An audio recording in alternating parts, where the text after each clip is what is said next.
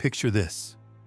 A blade of iron is inches away from cutting an infant in half, and the man gripping the plow isn't some deranged murderer. He's a king. Odysseus drags an iron plow across the shoreline sand like a madman possessed, eyes rolling, voice cracking into nonsense, froth on his lips. He yokes an ox and a donkey together, two animals that don't belong on the same harness, then fights their uneven strength as they lurch forward in chaos. And then he does the unthinkable. He starts sowing salt into his own fields. He's destroying his own land on purpose, because he's trying to convince everyone watching that he's lost his mind. Because if he's insane, he can't be drafted. And if he isn't drafted, he can stay home. But the soldier standing there, Palamedes, isn't impressed. He watches the performance, squints through the act, and decides to test him. Palamedes storms toward the nurse, snatches the king's newborn son, Telemachus, from her arms, and without hesitation throws the baby straight onto the furrow, directly in the path of the oncoming blade. It's a brutal test. Simple. Cold. If Odysseus is truly mad, he'll keep plowing. If he's sane, he'll stop. And in an instant, without thinking, Odysseus swerves. He jerks the reins so hard the animals shriek, the plow veers, the blade misses the infant by a breath, and the truth is exposed. The madness was a lie. The soldiers rush in. The act is over. And just like that, the draft begins. The real Odysseus, the man who only wanted to protect his wife and child, is dragged away from the only life he ever cared about. Before we dive into these forgotten stories of survival, suffering, and survival again, if you enjoy uncovering the darker truths hiding underneath ancient history, hit that like button, subscribe, and comment below where you're listening from. Because honestly, it blows my mind that we're all here, across different countries and time zones, connected by nothing but curiosity and the need to understand what came before us. That moment on the beach tells you everything you need to know. Forget the marble statues. Forget the heroic speeches. This is the story of a man who was willing to destroy his own kingdom just to avoid war. And he had good reason to be terrified. Because the year is roughly 1200 BC and the world is collapsing. Historians call it the Bronze Age collapse. But for the people living through it, it didn't feel like a collapse. It felt like the end of everything. Superpowers were crumbling. Egypt, the Hittites, the Mycenaeans. Cities were burning from Greece to Gaza. Trade routes were shredded. Famine spread like wildfire. And mysterious raiders, known only as the Sea Peoples, were sweeping down coastlines, leaving nothing behind but ash and ruins. Civilization wasn't declining. It was bleeding out. And in that kind of world, Odysseus wasn't some refined monarch on a velvet throne. Archaeology on Ithaca tells a very different story. He was a chieftain, a warlord, a man living in a stone fortress, commanding red-painted ships built for speed and raiding. His power didn't come from divine right. It came from what he could take and what he could hold. That distinction matters, because when we call him a hero, we're projecting modern morals onto a Bronze Age survivor. The ancient texts don't call him noble. They call him Polyropos, the man of many turns. And that isn't praise. It means slippery. It means dangerous. It means someone willing to bend in whatever direction keeps him alive. The Trojan War wasn't a romantic crusade for Helen's honor. It was a raid. A massive predatory strike launched by desperate Mycenaean warlords who knew their own world was already falling apart. They banded together to sack a rich rival before famine, chaos, and civil war swallowed their homes. and Odysseus understood exactly what was at stake. Leaving Ithaca undefended in this era wasn't just risky, it was a death sentence. The moment his sails vanished over the horizon, wolves would come for his wife and son, rivals, raiders, hungry men with nothing left to lose. Palamedes may have won that beachside game, forcing Odysseus onto the ship. But Palamedes made a fatal mistake, because he created an enemy who does not play fair. Odysseus stepped onto that boat not as a soldier seeking glory, but as a cornered animal. And as the fleet sailed toward Troy, he began sharpening the only weapons he truly trusted: deception, strategy, patience, and cruelty when necessary. To understand why a man would risk slicing his own son in half just to avoid war, you have to understand his bloodline. Odysseus wasn't born into a family of shining knights. He was bred from criminals. Reconstruct his early life and his ancestry looks less like a royal registry and more like a police lineup. His maternal grandfather was Odyssey, a man feared across the ancient world, not praised, not admired, feared. The texts call him the king of thieves, a shapeshifter, a liar, a manipulator, a man who could steal an entire herd of cattle right out from under you, then repaint them so you wouldn't recognize them in the morning. And when baby Odysseus was born, Odyssey was asked to name him. Most names in that world were blessings: hopeful wishes, strong arm, God lover, victory bearer. But Odyssey looked down at the infant and delivered something colder. He said, "Since I have been a source of pain to so many, let the child be named Odysseus." The name comes from the Greek verb Odysseus. It doesn't mean brave. It means the hated one. Or more accurately, he who gives and receives pain. From the moment he entered the world, he was branded, not destined to be loved, destined to suffer, destined to cause suffering. And that kind of upbringing builds a very different leader. While men like Achilles and Ajax were trained in the art of BIA, raw force, Odysseus mastered something else: metis, a crucial Greek concept. Metis is cunning, the intelligence of the ambusher, the trap maker, the octopus that changes color to vanish from predators. He learned early that the world doesn't care about fairness. And there's a story from his youth, one of the first scars carved into his psyche. A boar hunt on Mount Parnassus. And a wild boar is not a pig. It's 300 pounds of muscle and rage, with tusks sharp enough to split bone. The beast charges.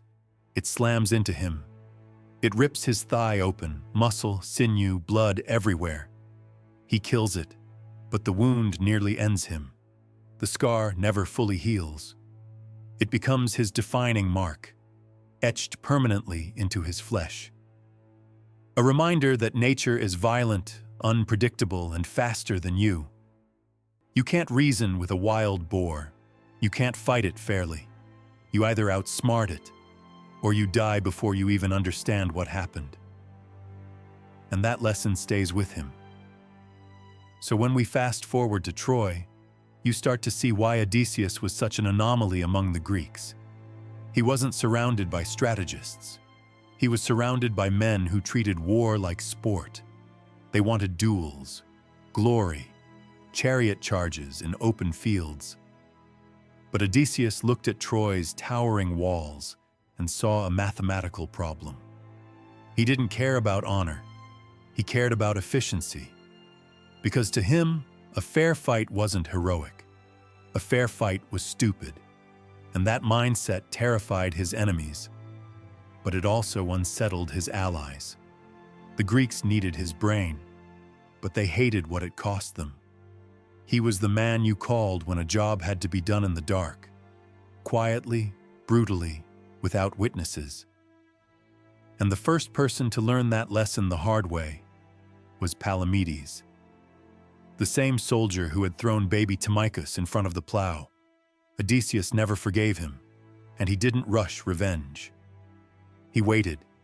He watched Palamedes climb the ranks, and then, when the moment was perfect, Odysseus struck, not with a sword, but with a lie. He forged a letter from King Priam of Troy, planted gold inside Palamedes' tent, and framed his own comrade for treason. And the Greeks, easily manipulated, eager to punish, stoned Palamedes to death. Odysseus watched the execution. He didn't lift a finger. He didn't flinch, because in his mind, justice wasn't about truth. It was about survival. The son of pain had arrived at Troy, and he was just getting started. If you look at the timeline of the Trojan War, the fighting didn't last a few weeks. It dragged on for 10 grinding years. And here's the part no movie wants to show you. For 9 of those years, almost nothing happened. We need to destroy the Hollywood image of non-stop sword fights and heroic slow-motion charges. The truth was uglier. This was a siege, not a sprint. For the Greeks camped on the shoreline, it meant dysentery, flies, rusted bronze, broken supplies, and a boredom so deep it rotted morale from the inside out. They were trapped between Troy's walls on one side and the indifferent sea on the other. Food spoiled, men got sick, friends died without ever seeing combat. The army started to feel less like a glorious expedition and more like a prison camp. And in that environment, the glossy, muscle-bound heroism of warriors like Achilles began to lose its value. Achilles was a blunt instrument, devastating in open combat, sure, but completely useless against 50-foot walls of stone. You can't punch your way through architecture. Then the unthinkable happened. Achilles died. The seemingly invincible avatar of violence was dropped by an arrow to the heel. And with him, something inside the Greek army died too. Because Achilles wasn't just a man, he was a belief. The belief that raw strength could solve anything. His death shattered that illusion. And suddenly, the Greeks were forced to accept a terrifying truth. If they were going to win, they needed something other than force. They needed a new kind of weapon. That realization triggered a vicious internal conflict, one that sounds like politics, but in this world was life and death. It was called the contest for the arms. The question was simple: who deserved Achilles' magical armor? And the two candidates represented two completely different souls of Greece. On one side stood Ajax the Greater, a human siege tower, the strongest man left alive. Achilles' cousin, the embodiment of the old way, honor, muscle, standing your ground, and dying for it. On the other side stood Odysseus, shorter, scarred, a tactician from a rocky backwater island. In a traditional warrior culture, Ajax should have won easily. He had carried Achilles' body off the battlefield, while Odysseus held the Trojans back. But here's the twist. The Greeks didn't hold a wrestling match. They held a debate. And that's where Odysseus proved something terrifying. The tongue can cut deeper than the spear. Odysseus didn't argue about brute strength. He argued about strategy. He spoke like a man who understood the war itself, not just the fighting. He painted Ajax as a mindless brute, and he painted himself as the architect of victory. He spun words into a web so tight the judges couldn't breathe without agreeing with him, and they voted. They chose the liar over the fighter. The aftermath was tragic, and honestly, it was disgusting. Ajax, humiliated, stripped of honor, suffered a mental break. Some stories blame Athena for driving him mad. But if you've lived through 10 years of siege warfare, you don't need gods to understand what happened. Trauma breaks people. In his madness, Ajax slaughtered a herd of livestock, thinking they were the Greek generals who had betrayed him. And when he woke up, when he saw what he'd done, standing knee-deep in sheep blood instead of enemy blood, he couldn't survive the shame. He fell on his own sword. And just like that, Odysseus had effectively killed the greatest remaining warrior in the Greek army without ever drawing a weapon. Now Achilles was dead. Ajax was dead. And Odysseus became the new center of gravity. The war wasn't about honor anymore. It was about winning at any cost. And once that switch flipped, there was no turning back. Odysseus began deploying tactics that would be considered war crimes by modern standards. He captured a Trojan seer named Helenus and tortured him for information. He authorized night raids, silent operations where sleeping allies of Troy had their throats cut before they even woke up. He stripped away the rules of engagement one layer at a time, because the stalemate had to break, and since Troy's walls wouldn't crack under brute force. Odysseus decided they would open from the inside. He began sketching plans for a device, not a weapon of mass destruction, a weapon of mass deception, a wooden statue, a gift, a trap, the Trojan horse. The Trojan horse is one of the most famous maneuvers in military history, but in pop culture, it's often treated like a cute magic trick, like a harmless jack-in-the-box that just worked. But the reality, especially in the darker corners of the epic cycle, was far more disturbing. This wasn't just clever. This was psychological warfare and religious manipulation on a master level. Odysseus didn't simply build a statue. He built a trap designed to hijack the Trojan mind. He had it inscribed as an offering to Athena, so the Trojans were trapped in a religious dilemma. If they destroyed it, they risked angering the goddess. If they brought it inside, they had to dismantle their own gates. They had to open the very body of their defenses. And the Trojans, exhausted, starving, desperate for a sign that the nightmare was over, took the bait. They dragged the beast into the heart of their city. They celebrated with wine and dancing, completely unaware they were partying on their own graves. When night fell, the heroism ended, and the butchery began. Odysseus and his hand-picked commandos didn't burst out to duel soldiers. They slipped into the dark, moved like shadows, and opened the gates for the main Greek army, which had silently returned under cover of night. What followed wasn't a battle. It was a liquidation. The sack of Troy is the moment the Greeks lost their souls. In the frenzy of victory, discipline vanished. Men were slaughtered in their beds. Women were dragged by their hair into slavery. The streets ran slick with blood. But the true horror wasn't just violence. It was sacrilege. It was the deliberate violation of everything sacred. Neoptolemus, the teenage son of Achilles, found old King Priam clinging to the altar of Zeus, begging for sanctuary, and Neoptolemus butchered him right there. Royal blood sprayed across the god's statue.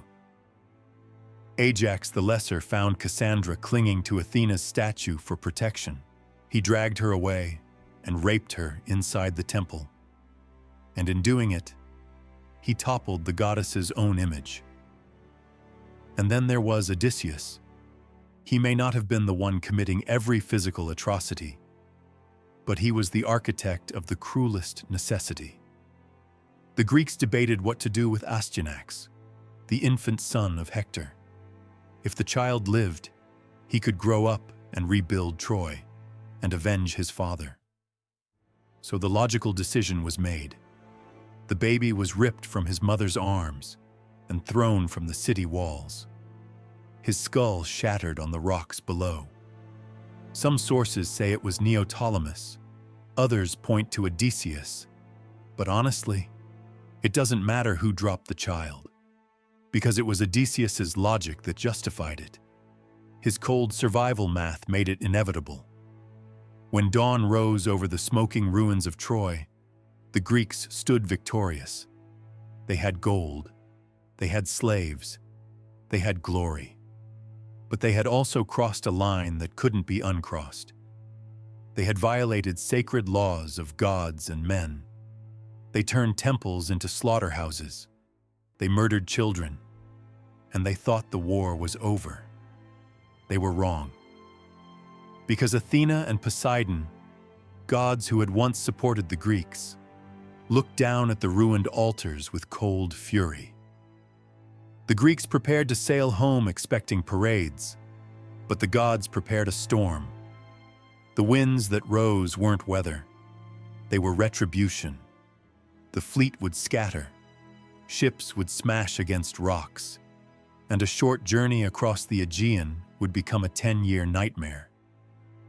For Odysseus, the sin of victory wasn't the end. It was the beginning of his punishment. He had used his mind to destroy a civilization. Now the universe was going to break his mind in return. The journey home begins, but the map has changed.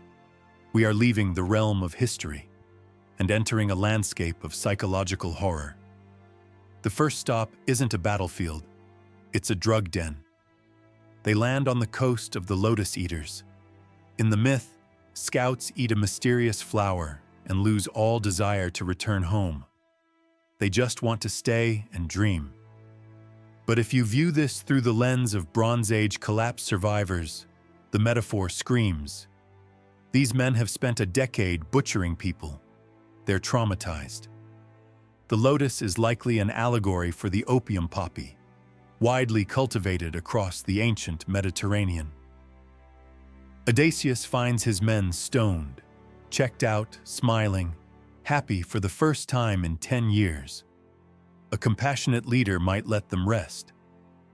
But Odysseus isn't compassionate. He drags them back to the ships, crying, resisting, and ties them to the rowing benches. He forces them to sober up. He denies them the oblivion they crave. Because to him, comfort is dangerous. Comfort makes you weak, and weakness gets you killed. But the real test of his character isn't the lotus. It's the next island, the land of the Cyclopes. Because Polyphemus isn't just a monster in a rubber suit. He represents the exact opposite of everything the Greeks believed made them civilized. He has no laws, no assemblies, no ships, no agriculture, no community. He is raw nature, unbound, unregulated, indifferent. So when Odysseus steps into the Cyclops cave, he isn't just trespassing into enemy territory. He's walking straight into the primitive world he believes he can control. We know what happens. The giant returns. He blocks the entrance with a boulder like it weighs nothing. Then, without even blinking, he grabs 2 sailors, smashes their skulls against the rock, and eats them raw. It's not a fight, it's slaughter. And force is useless. You can't duel a giant. You can't reason with a predator. So Odysseus does what he's always done. He uses Metis. He offers the Cyclops wine, civilization in a cup, fermented agriculture, sophistication distilled into poison. The giant drinks, his senses dulling, his body slowing, and then comes the masterpiece. Polyphemus asks his name, and Odysseus says, Autis, nobody. A pun so sharp it becomes a weapon. So when Odysseus drives a burning olive stake into the monster's eye and Polyphemus screams for help, the other Cyclopes shout from outside, "Who is hurting you?" And the blinded giant roars back, "Nobody is hurting me!" So his neighbors shrug and go back to bed. Odysseus has weaponized language itself, but then he ruins everything. They escape. They reach the ship. They're safe. The smart thing would be to shut up and sail away. But Odysseus can't do it. His ego won't let him. He needs credit. He needs glory. So he stands on the deck and screams back at the blinded monster. If anyone asks who blinded you, tell them it was Odysseus, sacker of cities, son of Laertes of Ithaca. It's the dumbest thing he's ever done. He gives the monster his address. Polyphemus realizes his enemy is mortal, and he prays to his father, Poseidon, god of the sea. And now Poseidon has a name, a target. The curse is laid. A massive boulder thrown by the blind giant splashes just behind the ship, close enough to feel like a warning shot from the gods. Odysseus survived the cave because he was nobody. He doomed his entire crew because he insisted on being somebody. And that's the pattern. The greatest danger isn't always the monsters. Sometimes it's the man steering the ship. Next comes Circe, a minor goddess, a witch, a trap disguised as comfort. She welcomes sailors in, feeds them a drugged mixture of cheese, barley, and honey, and with a casual tap of her wand, strips them of their humanity. They become pigs, and it's easy to laugh at this like it's a fairy tale, until you strip away the magic. Because what's happening here is a brutal commentary on trauma. These men, starved, exhausted, mentally shattered, are offered food, warmth, and safety. They gorge themselves. They surrender discipline. They act like animals, so they become animals. Odysseus alone resists, fortified by an herb called moly, maybe a real antidote, maybe a symbol of mental fortitude. He confronts her, draws his sword, forces her to swear an oath not to harm him. But even he isn't immune to what she offers. He stays for a year. While Penelope waits in Ithaca, Odysseus pauses his journey to play house with a goddess, and it takes his crew, humiliated, furious, to finally shame him into leaving. Before they go, Circe gives him advice that freezes his blood. To get home, he must sail down. He must descend into the underworld, a catabasis, a death before rebirth. So he sails to the edge of the world, to the sunless lands of the Cimmerians. He digs a trench, fills it with the blood of black rams, and they come. The dead rise like moths to flame, desperate to drink blood so they can speak again. Then he sees her, his mother, Anticlea, a gut punch. When he left for Troy, she was alive. He reaches for her, tries to embrace her 3 times, and 3 times she slips through his arms like smoke. She tells him she didn't die of sickness. She died of grief. She died waiting for him. And the guilt hits like a blade, because his glory didn't just cost enemies, it cost family. Then Achilles approaches, the greatest warrior of the age, now a king among the dead. Odysseus tries to flatter him, praising his legendary status. Achilles cuts him off with a line that shatters the entire heroic code. "Do not speak to me soothingly about death, glorious Odysseus. I would rather be a paid servant in a poor man's house above ground than king of kings among all the dead." Let that sink in. The greatest hero of Greek myth is telling you it wasn't worth it.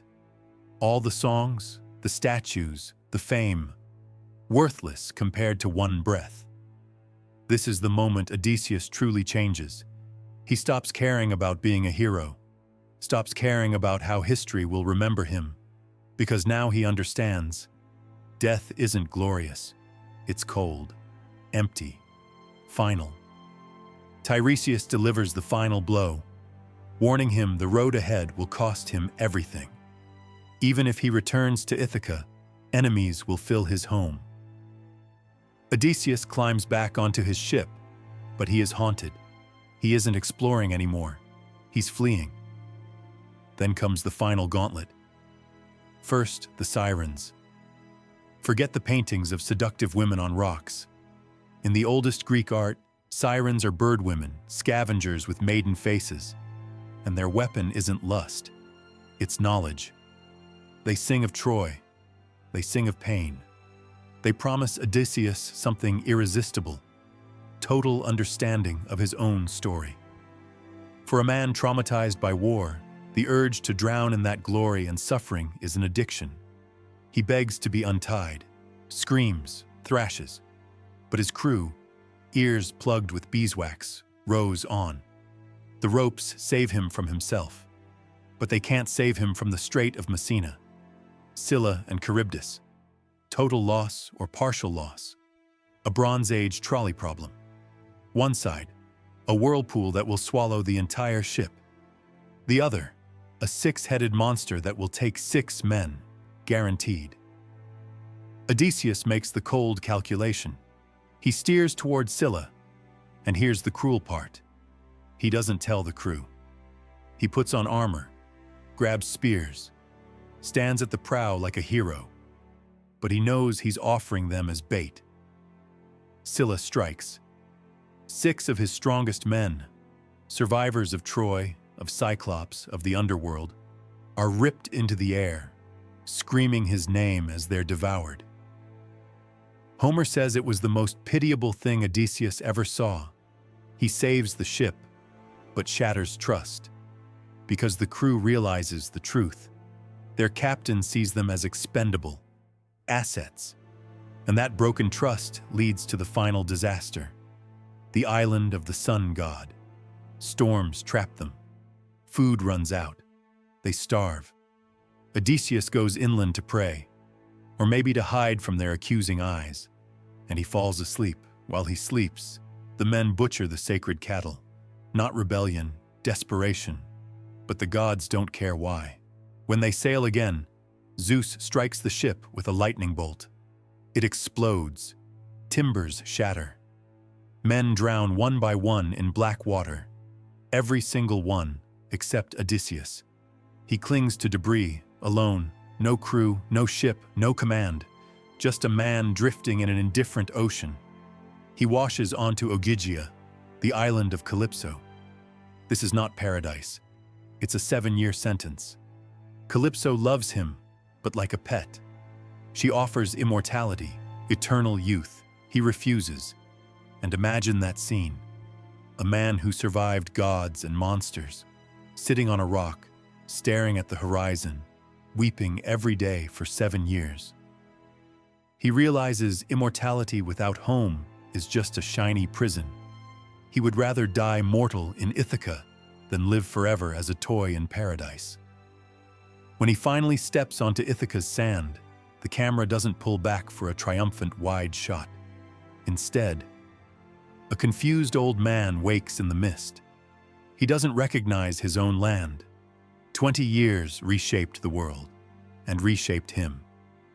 He is home, but he is not safe, because his palace is occupied.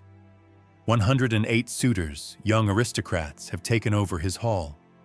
They aren't just rude guests. This is a slow-motion coup. They eat his livestock, drink his wine, sleep with his servants. They dismantle his estate while waiting for Penelope to pick a new husband. If Odysseus walks in as king, they'll kill him before he reaches the hearth. So he does what he does best. He becomes nobody again. With Athena's help, the warlord vanishes, and in his place stands a filthy, withered beggar in rags. In the ancient world, beggars were invisible, and invisibility is power. He doesn't go to the palace first. He goes to the pigsty, to Eumaeus, his swineherd, the slave who stayed loyal when nobles betrayed him. And there, the most crucial reunion happens. Telemachus enters. The infant saved from the plow is now 20 years old, hard-eyed, angry, cynical, raised in a house full of men who want him dead. When Odysseus reveals himself, it isn't rainbow tears and hugs, it's shock. Telemachus thinks he's staring at a god, a demon, a hallucination. Then reality lands, and instantly, they don't bond as father and son. They bond as co-conspirators. Odysseus asks the numbers. How many enemies? over 100. Any sane man would run. Odysseus just nods. He isn't planning a battle. He's planning extermination. He heads to the palace still disguised, and outside the gates lies Argos, his hunting dog, a puppy when he left. Now old, flea-ridden, dying on a pile of dung. But Argos knows. He smells his master through dirt and years. The dog thumps his tail weakly, tries to lift his head. Odysseus sees it. Tears rise, but he chokes them down. He can't react. If he does, he blows the cover. So he walks past his dying friend like a stranger. And as Odysseus steps inside, Argos exhales one last breath and dies. Inside, humiliation continues. The suitors mock the beggar, throw stools, spit insults. Odysseus takes it all. He sits in rags eating scraps, scanning faces, counting weapons, memorizing exits. A king treated like trash in his own hall. But beneath the rags, the muscles are tensing. He's waiting for the signal. Because the return of the stranger is almost over, and the slaughter is about to begin. Penelope announces a contest. She'll marry whoever can string Odysseus's massive composite bow and shoot an arrow through the rings of 12 axes lined in a row. One by one, the suitors fail. They sweat. They grunt. They grease the bow with tallow. They can't even bend it. Soft men of leisure trying to wield a weapon of war. Then the beggar asks for a turn. They laugh. But Mycus orders the bow given to him. Silence falls. Odysseus holds the bow like a musician holds a lyre. He inspects it. Then with fluid, casual ease, he strings it. He plucks the string. And Homer writes it, sang like a swallow. That sound is the dinner bell for death. He knocks an arrow, doesn't even stand. He fires. The arrow whistles through all 12 axes. And in that moment, the disguise ends. He rips off the rags, stands in the doorway, blocking the only exit. He looks at Antinous, the ringleader, leaning back with a cup of wine. Odysseus aims. The arrow punches through his throat. Blood jets across bread and roasted meat. The cup drops, the table kicks, the party is over. The suitors scramble for weapons on the walls. But there are none. Tamachus and Eumaeus removed them all. The doors are locked. And now 108 men are trapped in a stone box, with the most ruthless killer of their generation. Odysseus announces himself. No ransom, no negotiations, just death. What follows is intimate violence. Gruesome. Wolves in a sheep pen. Skulls crack. Bodies pinned to walls. Even Leodes, a priest begging for mercy, is decapitated mid-sentence. Odysseus isn't here to judge innocence. He's here to purge. Then comes the coldest moment. 12 maids, women who slept with suitors, are rounded up. Odysseus doesn't banish them. He forces them to clean the blood, drag corpses of their lovers, scrub gore from the floor. Then he refuses to give them an honorable death. A ship's cable is strung between pillars. The women are hanged in a row. Homer describes it with a chilling image. Their feet twitched for a little while, but not for long. This is the real Odysseus. Not a shining knight, a Bronze Age warlord who believes order can only be restored through terrifying extermination. Most versions end there. Bad men dead. King kisses queen. Credits roll. But happily ever after is a lie. You don't butcher 108 members of local nobility and go back to normal. Families of the dead rise up. Civil war brews. Only Athena's direct intervention forces a truce, an actual deus ex machina. And even then, Odysseus can't sit still. Tiresias's prophecy still hangs over him. He must take an oar and walk inland until he finds people who don't know what salt is. He must appease Poseidon one last time. So he leaves again. leaves Penelope, leaves Telemachus, walks into the wilderness like a ghost haunted by survival. Eventually he returns, old, gray, hoping to finally rest. But the past always circles back. There was a lost epic called the Telegony. It says while Odysseus lived with Circe, she bore him a son, Teleonus. That boy grows up fatherless, hearing legends, so he sets out to find him. Teleonus arrives on Ithaca, not knowing where he is, and like his father, he raids the coast for food. Odysseus hears pirates are attacking. He doesn't send an army. He grabs a spear and goes to the beach himself. Instinct, territory, protection. Father and son meet on the sand. They don't recognize each other. They fight. Teleonus wields a spear tipped with the poisonous spine of a stingray, and in the clash, he drives it into the old man's side. Venom floods Odysseus's blood.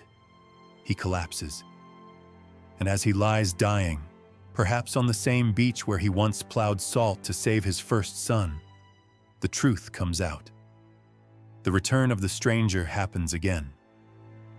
But this time, the stranger is his own blood. Odysseus dies in the arms of the son he never knew, killed by a weapon from the sea, exactly as prophecy promised. His death isn't tragedy, it's consequence. A man who lived by raid, sword, and lie survived the end of the world, outsmarted gods, monsters, and men. But he couldn't outrun biology. So who was the real Odysseus? Not a saint, a pirate, a war criminal, a ruthless politician, a terrible father, and yet, maybe the most human character mythology ever produced, because he embodies the terrifying resilience of the human spirit. He shows us survival is messy, that getting home costs pieces of you, and that sometimes the monsters we fight are reflections of what we become.